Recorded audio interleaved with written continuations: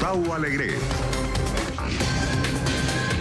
Trump sorprende en su discurso con un llamado a la unidad en la celebración del 4 de julio. Un acierto del presidente. Demoledor informe de Michelle Bachelet sobre violación a los derechos humanos por parte del régimen de Maduro. Y el encuentro entre Vladimir Putin y el Papa Francisco, en el que se abordaron las crisis de Siria y Venezuela. Aquí comienza Club de Prensa con Gustavo Alegre. Estas y otras cuestiones de la actualidad en esta mesa de trabajo que hoy les invitamos a compartir con Rafael Bernal. Es periodista, es corresponsal en Washington del portal de información política The Hill.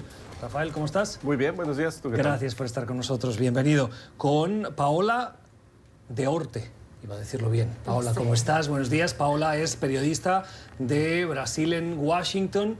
Gracias por acompañarnos. Gracias.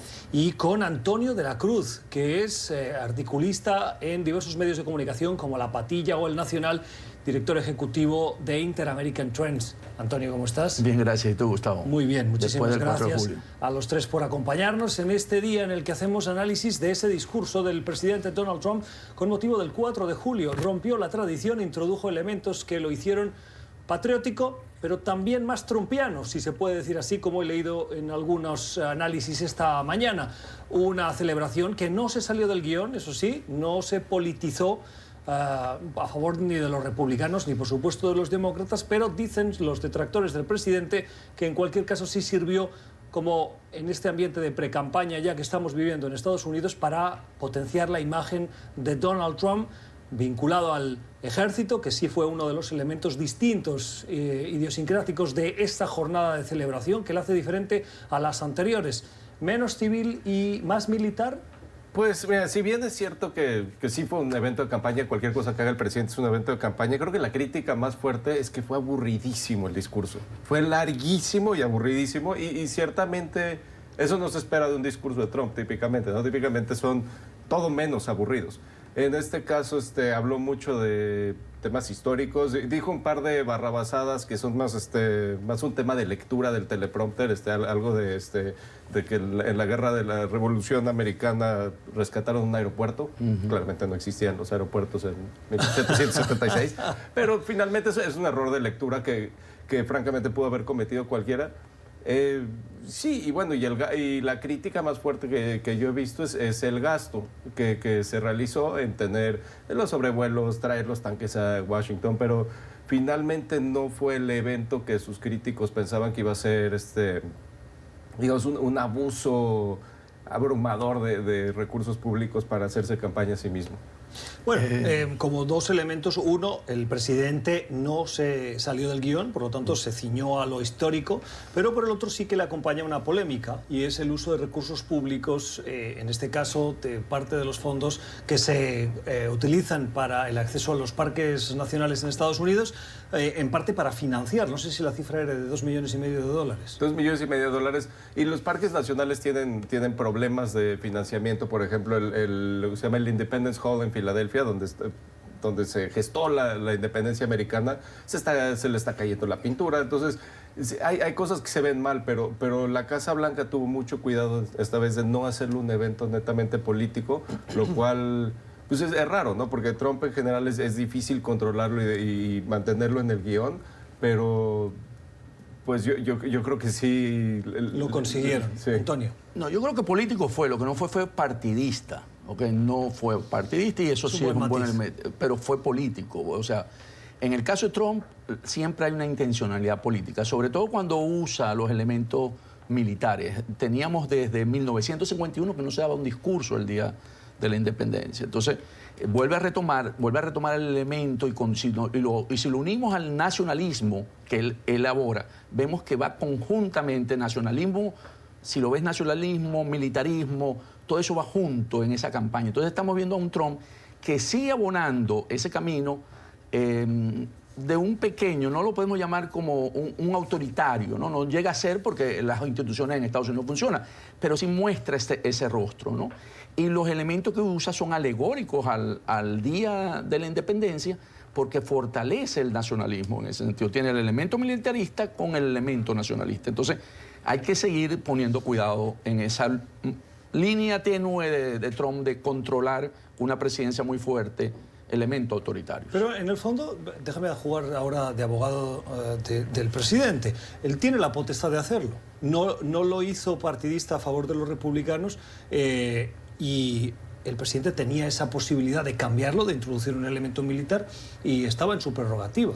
No, sí, es correcto, él lo puede utilizar. Lo que pasa es que en Estados Unidos no es un elemento que se usa porque hay un día para eso, que es el día de los veteranos. De los veteranos, exacto. Sí, ese es el día que corresponde a eso. Entonces, mezclarlo con el 5 de julio, que no se estila en Estados Unidos, porque es un elemento civil, es un elemento donde la gente comparte las libertades, hay que tomarlo en cuenta. Y hay una posibilidad de violaciones legales en lo que se llama el Hatch Act, que no se pueden usar fondos públicos para cosas políticas personales, para promoción política de un personaje. Entonces parece ser que ahí tuvieron mucho cuidado en no violar este Hatch Act. Pero hay que decir que no solo acá en Estados Unidos, pero como en cualquier otros países, la diferencia entre lo que es exactamente político y lo que es parte de lo que el gobierno puede hacer es un poco difícil de trazar, de saber exactamente dónde empieza una cosa y dónde termina otra. Entonces yo creo que sí fue un evento político, yo creo que al menos estoy segura de que para él piensa que es favorable para su campaña política, su campaña que ya empezó para 2020 y también mostró claramente, no en su discurso, no por lo que él ha hablado, pero para todos que estuvieron allá en el National Mall, se puede ver que la polarización será más una vez una cuestión que irá a perpasar toda la campaña política y entonces eso también es favorable para él, porque esos políticos como Trump y muchos otros hoy en día se benefician, tienen beneficios de una gran polarización política. ¿Los demócratas cómo lo han analizado, cómo lo han valorado, Antonio? Los demócratas lo han visto como un abuso del poder político de él, porque es una campaña electoral. Entonces, en ese sentido, los demócratas que hicieron fueron a distintos lugares, hicieron su 4 de julio, pero no logró los medios que logró el presidente. El presidente ayer, Trump, logró sacar ventaja a través de los medios. Lo que ha pasado en otras ocasiones del 4 de julio, Rafa, es que los demócratas y los republicanos, al margen de quien esté en la Casa Blanca, sí forman parte de esa celebración que organiza la Casa Presidencial o, en este caso, la Casa Blanca. En general, el importante es el que está enfrente del Congreso, que se llevó a cabo ayer, y el parade, ¿cómo se llama? El desfile. El desfile, perdón, por el pochismo. El desfile por las calles de Washington, que es completamente apartidista y completamente... La gran diferencia aquí es la inclusión del tema militar en el desfile del 4 de julio. Eso casi nunca se daba, si acaso un sobrevuelo, porque pues nadie más tiene el equipo, pero más como tema estético. Y todo se regresa a Trump cuando visitó a Macron para el Día de la Bastilla y vio el desfile militar francés, que esa es la tradición francesa, como muchos países la tienen. Que ese sí tiene un fuerte componente militar, más que civil. Es totalmente militar y le encantó a Trump y las bandas militares y los tanques y demás. No sé qué hubiera sucedido si un día se fuera a Moscú en época de la URSS a ver los tanques y los misiles. O Corea del Norte. O Corea del Norte. A ver si Kim Jong-un le invita a Corea del Norte. Va a querer pasear sus misiles en... Pero entonces los estadounidenses van a tener que prepararse con esos cambios de colores y cartulinas para hacer esos mosaicos que yo no sé cuántos meses ensayan para los 10 minutos que ofrece la televisión. Toda la vida. Igual eso se dedican. Corea del Norte es particular. Paula. Y lo que me llamó la atención también es que esas decisiones de mostrar su aparato militar, los analistas muchas veces dicen que es una cosa para mostrar la fuerza militar de Estados Unidos para el globo, pero también he leído algunos análisis, sobre todo en Washington Post, que mostraban cómo esas demostraciones de fuerzas también pueden ser malas para Estados Unidos, porque ahí se puede perder un poco, puede haber una caída en el prestigio global, en como su imagen moral. Entonces también hay que ver si verdaderamente hay ventajas o si tal vez también con la caída del prestigio también no sé si funciona. Los dos ejemplos que hemos puesto, excepto el de Macron, son de regímenes autoritarios. Sí. Pusimos la URSS y pusimos Corea. Digo, México también lo hace el 15 de septiembre. Brasil también lo hace. Pero ese, el punto que dices que muestra debilidad. Trump cometió un error cuando le preguntaron sobre los tanques. Dijo el nuevo tanque Sherman, que el tanque Sherman es de la Segunda Guerra Mundial, de nuevo no tiene nada. Y el tanque Abrams le llamó el tanque Abram.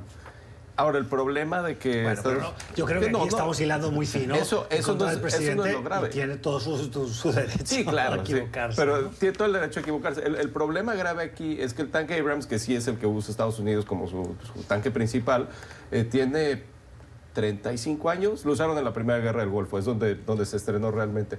Los rusos y los chinos ya tienen modelos nuevos. Cuando Estados Unidos saca el tanque Abrams como la gran maravilla del mundo, sí es un tanque muy capaz, ciertamente, pero los rusos y los chinos lo ven y se mueren de risa un poco. Dicen, una guerra terrestre, o sea, no hay manera de que los Estados Unidos compitan. Las 10:42 en Caracas, en la costa este, y en Santiago de Chile, el día en el que, Antonio, hemos conocido y estamos desmenuzando aún el informe de la alta comisionada de las Naciones Unidas para los Derechos Humanos, Michelle Bachelet, que tras su visita a Caracas se esperaba ese reporte, un reporte demoledor, contundente, en el que acusa al gobierno de Maduro de utilizar escuadrones de la muerte, de torturas, de represión a opositores políticos. La respuesta de Maduro ha sido: está plagado de errores, pero sin más puntualización. ¿Y crees que Michelle Bachelet se ha quitado la espina de todos sus críticos con este informe?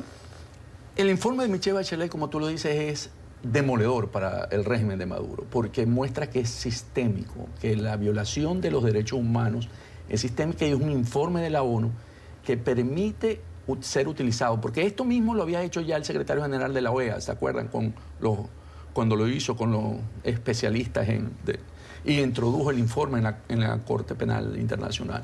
Entonces, este documento de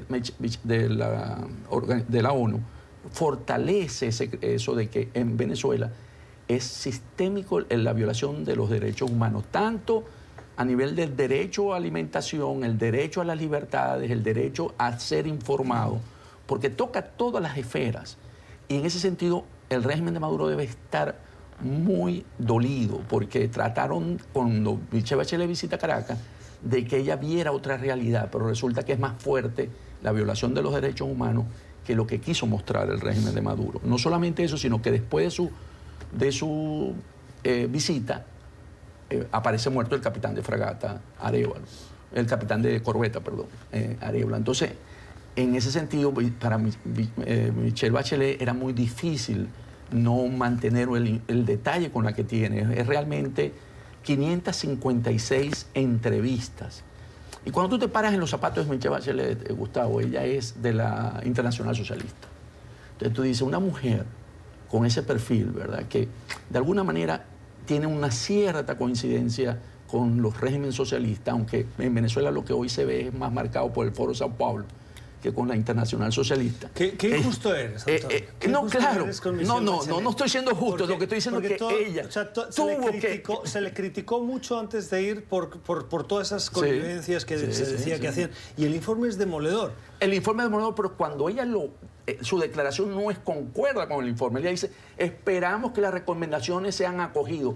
Habla de un gobierno que no es un gobierno con ese informe es una dictadura, ¿verdad? Entonces no le da el nombre apropiado. Entonces usa una serie de frases que no son tan contundentes como el informe. El informe es demoledor. Su declaración no es demoledora.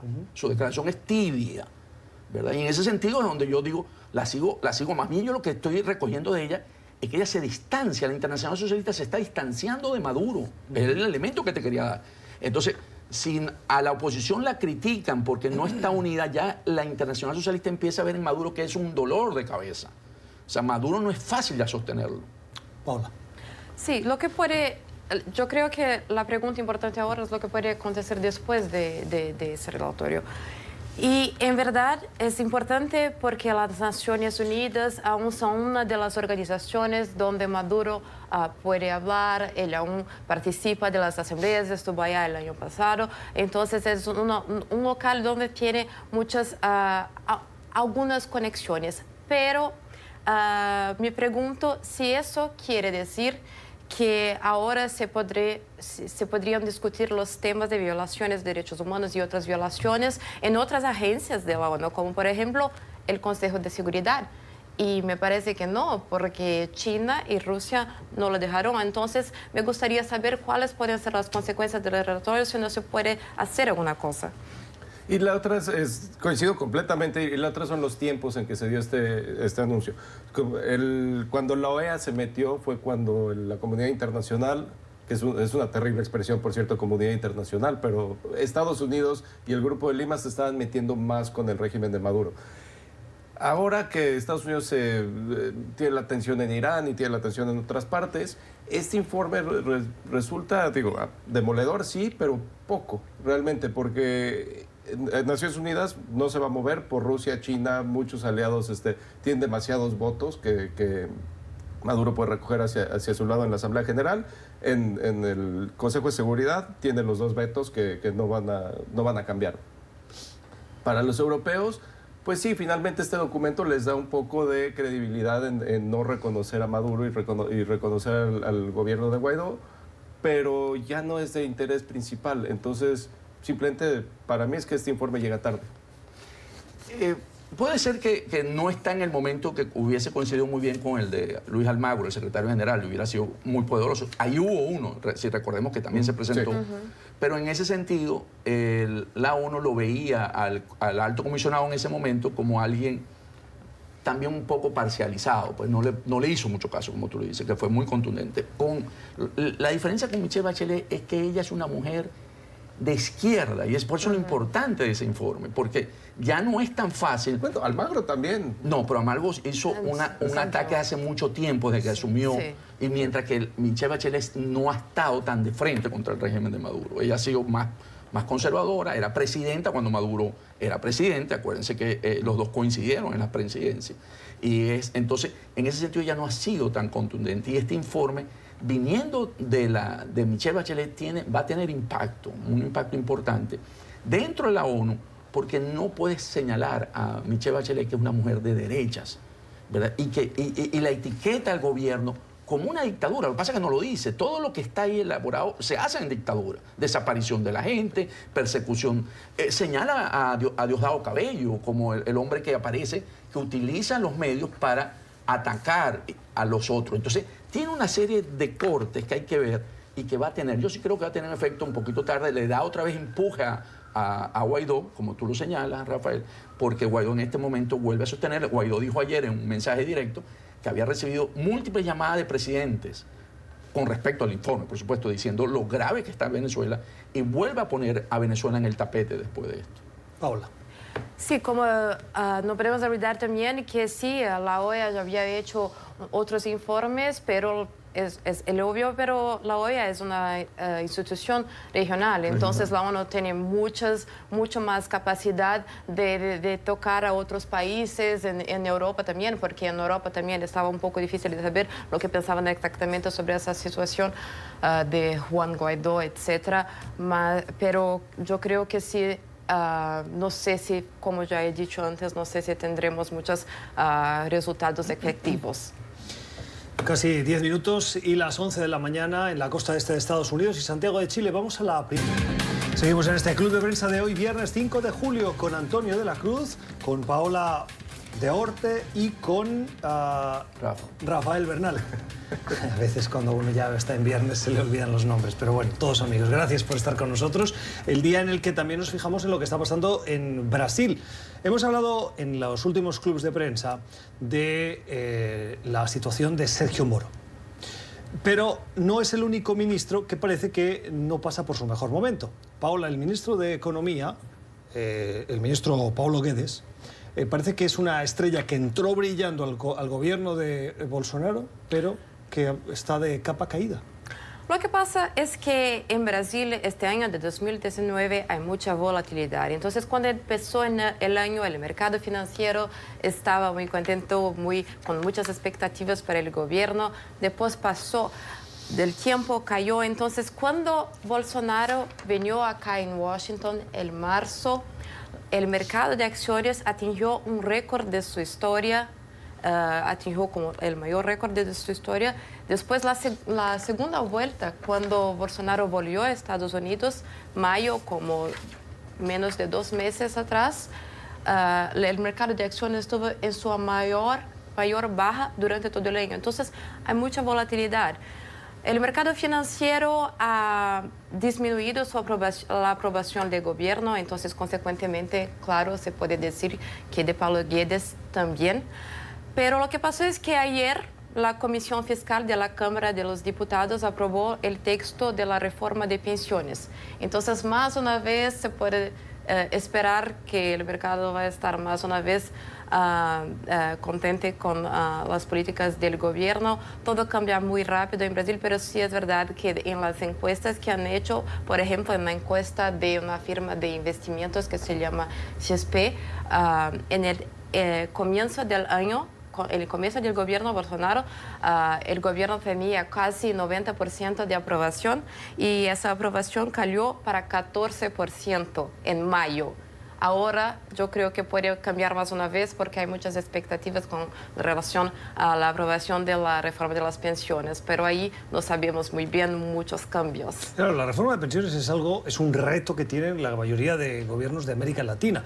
Y es curioso porque en cuanto se avanza en un proceso de reforma de pensiones, que normalmente es restrictivo respecto de los beneficios por una necesidad de ajuste fiscal, lo que suele pasar es que los mercados aplauden, pero la sociedad incrementa su rechazo a ese recorte de beneficios del cual se beneficiaban, valga la redundancia. ¿Qué es lo que pasa con Guedes, verdad? Que era un ministro estrella, como dicen, un Chicago Boy, ¿verdad? Venía con una receta de reducción del Estado, ¿verdad? Estaba la reforma, pero también estaba la reducción del Estado, venta de empresas, ¿verdad? Sobre todo en el sector de refinación, de la parte de refinerías. Tiene un paquete interesante y se ha tomado mucho tiempo, ¿no? Y sobre todo la reforma de pensiones. De pensiones. La reforma de pensiones era uno de los hitos, ¿no? Entonces, pero recordemos que venimos de un gobierno de 12 años de políticas públicas, fuerte, de gasto social. Entonces, reajustar ese Estado nuevamente a un Estado, ¿verdad? Fuerte, capitalista, no se ve en tan corto plazo. Entonces, claro, las expectativas, que es con lo que uno juega, ¿verdad? La expectativa de que con Guedes ese paquete económico iba a permitir entrar rápidamente no es tan fácil. Se está previendo que este año el Producto Interno Bruto de Brasil caiga un 7%. Entonces, claro, no vemos todavía una economía crecer.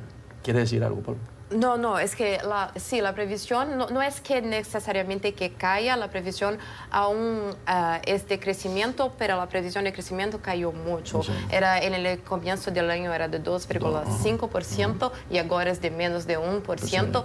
Y sí hay expectativas de que después del primer trimestre de recesión, el segundo semestre tal vez sea de recesión también. Sí. Entonces, todos esos cambios. Entonces, eso afecta en ese sentido mucho la magia y la caída de la popularidad del presidente Bolsonaro, ¿no? Como lo dijo Paula, ¿no? Él ganó con 55% de porcentaje de elección y ahora tiene apenas un 32% si fuera una elección hoy.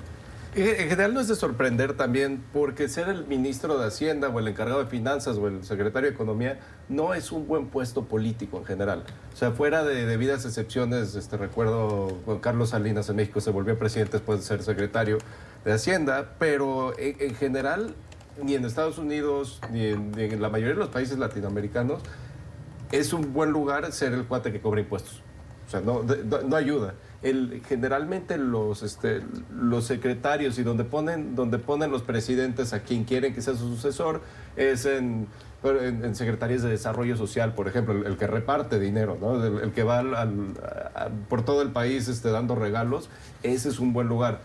Lugares de control político, una secretaría de gobernación, de interior, ahí se dan digamos, buen levantón político. Que el ministro de Hacienda de un país que esté transformando su economía, como bien decías, esté perdiendo popularidad, es normal, es perfectamente normal y viene con el puesto. Andrés Manuel López Obrador no está perdiendo relativamente. O sea, bueno, López Obrador está perdiendo relativamente, empezó en un 80 y tantos %, que es algo espectacular, pero también mucho que ver por, él sí tuvo la luna de miel después de de su elección, una elección en México que nadie esperaba que alguien ganara más del 50% y él lo logró, entonces sorprendió mucho a la gente y está bajando a un, sí, como dice, relativo, 60 y tantos por ciento, sí, perdió 20 puntos, pero perdió 20 puntos, venía del cielo. Entonces sí es Bueno, en ese sentido, en Brasil, si vemos, está tratando de crecer su mercado a través del acuerdo con la Unión Europea. Entonces, un acuerdo que se acaba el de Mercosur con la Unión Europea, que lo hablábamos precisamente ayer en este club de prensa, que tiene que tener beneficios para Macri, pero no inmediatos. Es decir, las elecciones son a finales de octubre y, si no estoy mal, un acuerdo de libre comercio requiere, después de haberlo llegado, la ratificación de los diversos congresos. Así como la reforma de pensiones también no trae beneficios inmediatos. Esa es una cosa que ya estoy empezando a hablar ahora en Brasil. Entonces, sí hay expectativas de aprobar la reforma, pero es una reforma que da resultados en medio plazo. Se pregunta ahora lo que el gobierno va a hacer para tener resultados en corto plazo. Tal vez una reforma fiscal, hay muchas otras reformas que se deben hacer, pero todas esas discusiones sobre un acuerdo, sobre la reforma de pensiones son cosas más para allá. Y ahora la población quiere saber cómo resolver el problema del desempleo y todo eso. Claro, lo interesante, Paula, es que no estamos hablando solo del acuerdo de Mercosur, que incluye además de Brasil y Argentina, Paraguay y Uruguay, sí, con la Unión Europea, sino que, según el mismo Bolsonaro y Macri explicaron al final del G20, lo que están es buscando un acuerdo de libre comercio con Estados Unidos y con China. Eso es un paso que hace mucho sentido. Ahora que Macri, Bolsonaro y también ahora Trump están todos como que en la misma línea de pensamiento, me parece muy normal que quieran continuar después del suceso de ese acuerdo. Para las dos grandes economías de América Latina, y la primera, por supuesto, Brasil y Argentina, el acuerdo de libre comercio con Estados Unidos y con China también le abre mercado otra vez. Entonces, volvemos a apostar a una economía que va a crecer en términos de expansión de su industria interna, que va a poder colocar productos tanto en China, que es el gran mercado, y Estados Unidos, igual que Europa. Entonces, en ese sentido, para Mercosur es una gran oportunidad para poder crecer en las economías que han estado un poco débiles en ese crecimiento, ¿no? En los últimos 2 años ha estado alrededor del 1 o 2%. Y Macri no lo va a ver inmediatamente, pero es un gran anuncio para su campaña en este momento. Y es necesario para las economías, especialmente Brasil y Argentina, que sufrieron mucho con los altibajos de los commodities, el precio de la soya, el precio de la carne y demás. Tener acuerdos de libre comercio por todo el mundo ayuda a, cuando hay bajones económicos, tener nuevos aliados. Esa ha sido una de las claves de éxito de Chile. Sí, Chile, México, Colombia ha estado siguiendo un poco la misma teoría, simplemente tener acuerdos por todos lados. Lo que me parece, dos cosas, lo que me parece muy inteligente, cuando tienes una apertura con Estados Unidos, cuando México tuvo la apertura de que se hablaron Salinas y Bush y se creó NAFTA o el TLC, se toma la oportunidad. Y aquí Macri y Bolsonaro tienen una oportunidad porque tienen la apertura con Trump y hay que agarrarse. Y lo están haciendo muy bien. Por otro lado, eso de abrir un acuerdo comercial con China es difícil porque China tiene relativamente pocos acuerdos comerciales. Por eso se está formando el TPP alrededor de China, porque es muy difícil hacer comercio con China, como lo ha presenciado Estados Unidos en los últimos años. Entonces, si logran abrir ese cascarón, va a ser un logro muy interesante y a ver cómo son las consecuencias. Pero si no estoy mal, uno de los problemas que tuvieron en la negociación o la renegociación del Tratado de Libre Comercio de América del Norte, el TEMEC, que sustituye a el NAFTA, por sus siglas en inglés, era el acuerdo que tiene Canadá con China, que permitía la entrada de productos chinos a Canadá, y como que Canadá está dentro del Tratado de Libre Comercio, sí, continuaban y no entraban en Estados Unidos, pero sí lo hacían a través de China. En este caso podría pasar lo mismo. Y también, bueno, es que son cosas que se tienen que definir sin meterse muy en lo técnico del TEMEC. También México tenía ese problema con autopartes chinas, ambos México y Canadá, y todo tenía que ver con la industria automotriz por la economía norteamericana como es. Por eso pusieron límites más difíciles de qué tanto se puede decir que una parte está hecha en México. Es origen nacional. De origen nacional.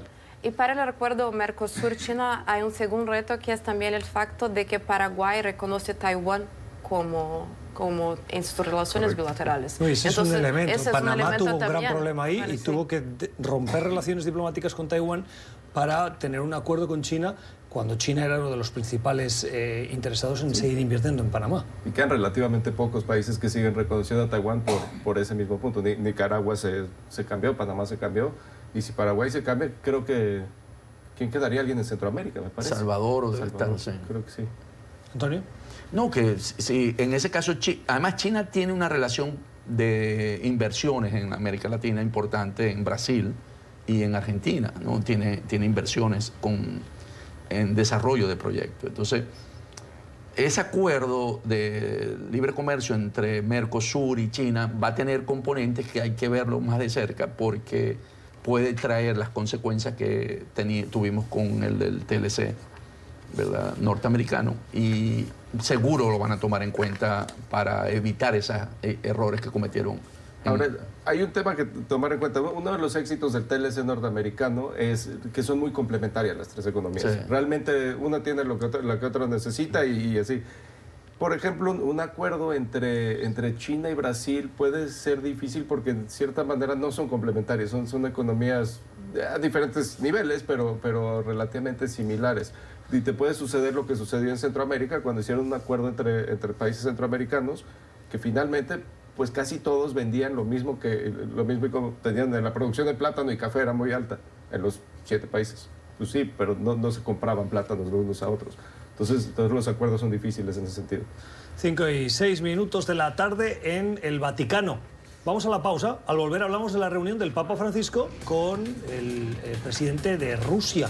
Un presidente, Vladimir Putin, que se ha reunido por más de una hora con Francisco para conversar cuestiones de la actualidad. Se lo contamos. Seguimos en Club de Prensa hoy con Rafael Bernal, con Antonio de la Cruz y con Paola de Orte, hablando sobre la actualidad, una actualidad que nos dejó ayer una imagen y una reunión de más de una hora, la de Vladimir Putin con el Papa Francisco en el Vaticano. Hablaron de diversas cuestiones de geopolítica internacional. Sorprende que el líder de la Iglesia Católica lo haga con el presidente de Rusia, pero entre otras cosas hablaron de Ucrania, hablaron de Rusia. Una imagen que además venía acompañada por detalles como que el transporte de Vladimir Putin era un carro absolutamente blindado traído expresamente desde Rusia para proteger la seguridad de Putin. Sí, bueno, el transporte de Putin es divertido. Como dato rapidísimo, tiene una burbuja que no funciona el GPS, el posicionamiento. Entonces los americanos siempre saben dónde está dentro de un rango de, no sé, 2-3 kilómetros. Pero esta visita habla mucho el Papa Francisco tiene una tendencia a querer hablar con los dos lados. El ejemplo, en Nicaragua, la Iglesia ha tenido las únicas conversaciones que realmente han empezado a abrir un poco las diferencias entre la oposición y el gobierno nicaragüense. Y aquí, hablando sobre Venezuela, con Putin, que es quien más apoya a Maduro, se ve mucho un papa que viene de la izquierda latinoamericana, que tiene credibilidad con este tipo de líder, y que al mismo tiempo tiene una vocación humanista como jesuita que realmente sí podría llegar a algo, pero a veces se siente un poco como que pierde el tiempo hablando con muchos actores que no está en su interés llegar a la paz en Ucrania, a un cambio de mando en Venezuela. Sí, porque Venezuela, Antonio, fue uno de los temas de los que hablaron y hay que recordar en este sentido que tras las conversaciones de Oslo, que fracasaron, la delegación de Juan Guaidó viajó al Vaticano, donde tuvieron conversaciones y el Vaticano siempre ha sido uno de los actores que pueden mediar entre la oposición al chavismo y el régimen de Maduro, buscando una solución a la situación en Venezuela. Sí, es cierto, de los 55 minutos, ¿cuánto habrá sido para Venezuela, cuánto habrá sido para Siria y cuánto habrá sido para Pero no depende del Ucrania? Tiempo invertido, sino de el acuerdo al que lleguen. A lo mejor llegar en 2 minutos un Y lo acuerdo. otro es que me llama la atención que el guía espiritual, ¿verdad? El Papa es el guía espiritual en la fe católica, entonces se convierte en el guía político, ¿no? Tiene un rol político importante, reforzando lo de Rafael, que es un hombre de izquierda, de posiciones de izquierda, es jesuita. Y cierto, es jugar un rol importante cuando Putin lo visita, porque Putin dijo también una declaración que él está dispuesto a trabajar con Guaidó si gana una elección. Entonces, se ve que hay posiciones de acercamiento y que el Papa está sirviendo como un medio para transmitir mensajes y facilitar, ¿no? Él trató de ayudar en el 2016 en Venezuela con aquel famoso diálogo que más bien le dio tiempo a Maduro. El Papa tuvo ahí un rol importante, si recordamos, cuando llama a Enrique Capriles Radonsky, que dice que pare la marcha, cuando iba a hacer el referendo revocatorio para Maduro. Entonces el Papa sí juega un rol político determinante y juega dentro del conjunto de las izquierdas. Por eso si uno combina lo de Michelle Bachelet, el rol del Papa dentro de la izquierda, pues todo eso está metido en el mismo saco, ¿no? Son de izquierdas todos. Y entrando Putin, sí puede haber algunas conversaciones de cómo resolver ya el caso de Venezuela, que ya no es sino una dictadura públicamente. Paola. Sí, estoy de acuerdo con Antonio. Como el Papa es considerado... ¿En todo? ¿En todo de acuerdo con Antonio? Es que como el Papa... Paola sí está de acuerdo conmigo. Como es considerado un actor neutro, el Papa, entonces, en esa situación tan difícil de saber lo que Rusia, lo que China van a hacer en la situación de Venezuela, sí, si el Papa intenta conversar con Putin a ver lo que se puede hacer, yo creo que es muy positivo. Ahora, si el Papa lo que está tratando de hacer es jugar el rol, digamos, que jugó Juan Pablo II en el final de la Guerra Fría, también hay que pensar un poco en sus interlocutores. O sea, y francamente dicho, o sea, Vladimir Putin no es ningún Mikhail Gorbachev. O sea, no es un Gorbachev, no es una Thatcher, no es una persona que haya demostrado la buena fe de esos actores para poder abrir y Putin no tiene ninguna necesidad de reformar. Él está bien. Él es el hombre más poderoso de Europa. No, pero lo vemos en términos de Venezuela, ¿no? En términos de Venezuela sí puede influir en Maduro, ¿verdad? Y otra vez Putin, él tiene un interés que Venezuela se mantenga como está. Sí, pero tienes que resolver ya el caso, ya cuando te la etiquetan de que es una dictadura, porque la etiqueta que sale del río es una dictadura. Ya se acabó ese formalismo. ¿También la de Putin? No, está bien. No, la de Putin sigue manteniendo la forma, Rafa. Bueno. Hay represión, hay torturas. O sea, lo grave de aquí es que se reconoce la tortura en el informe de la Bachelet. Entonces, ya eso es muy grave. Entonces, en Putin hay homicidios en países extranjeros. Mataron a alguien en pero Londres. queda en duda. Bueno, queda en duda porque es más hábil y tiene más recursos que Nicolás Maduro, pero no creo que quede la menor duda que el sistema ruso no es democrático en este momento. Totalmente de acuerdo. Pero la cuestión es que no estamos discutiendo cómo solucionar los problemas de derechos humanos en Rusia ahora. Hay problemas también, pero estamos discutiendo Venezuela. Y yo creo que Putin es un actor muy importante de Venezuela y sí, el Papa puede ayudar a cómo traer mensajes de un lado y de otro y intentar hacer con que todos hablen. Yo creo que es positivo. Yo coincido en todo con Paola. ¡Qué suerte! Por cierto, estás de enhorabuena hoy, Día de la Independencia, 208 Totalmente. años en este preciso momento.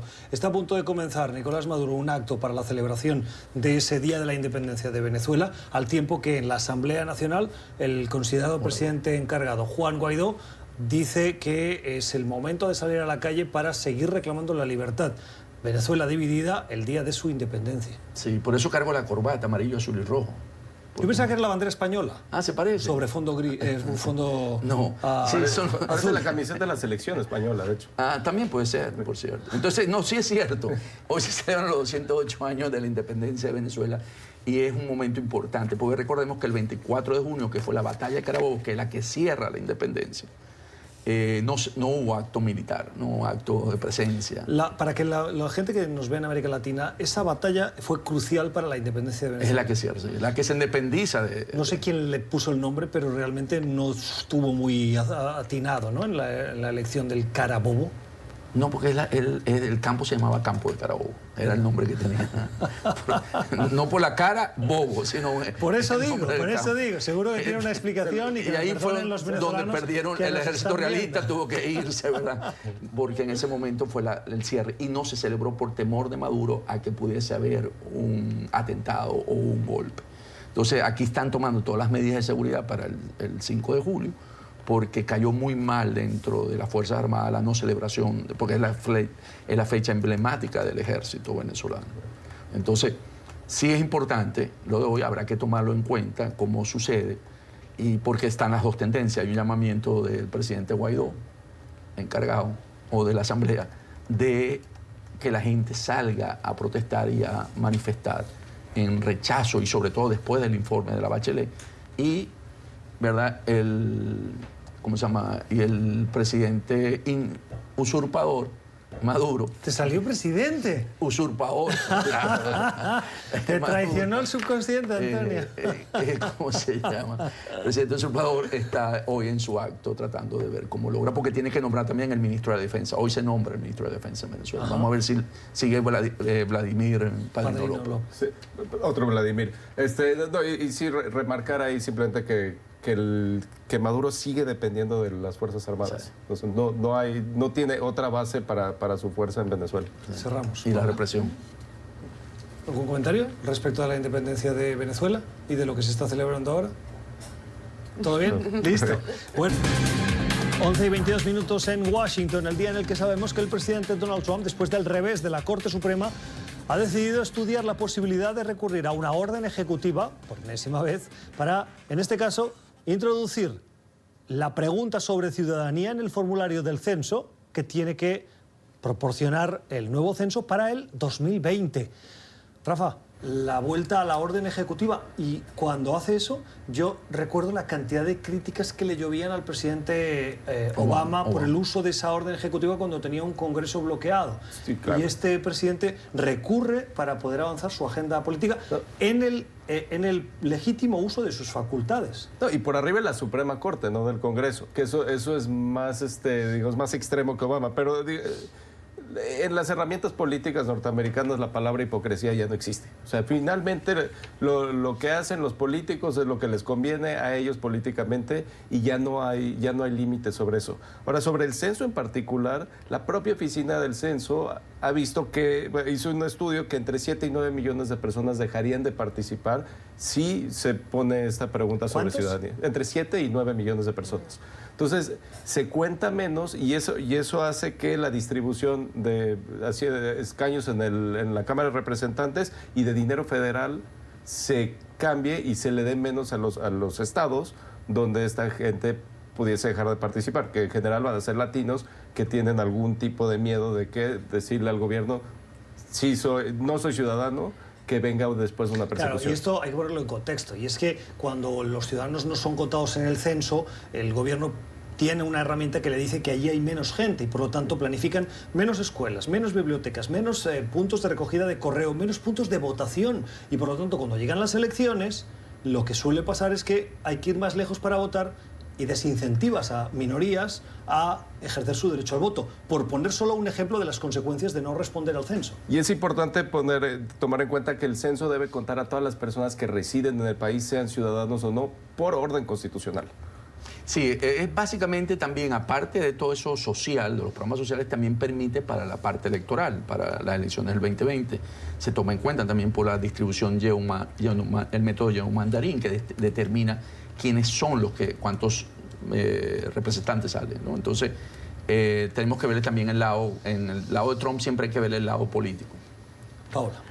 Sí, la inclusión es muy importante para su campaña política. Es lo que Trump quiere y muestra más una vez con esa decisión, o tal vez no ha decidido aún, pero tal vez tomar la decisión, la intención de tal vez hacer ese decreto ejecutivo, que quiere mostrar también que la Casa Blanca, el Ejecutivo, tiene el poder que quiere aquí en Estados Unidos.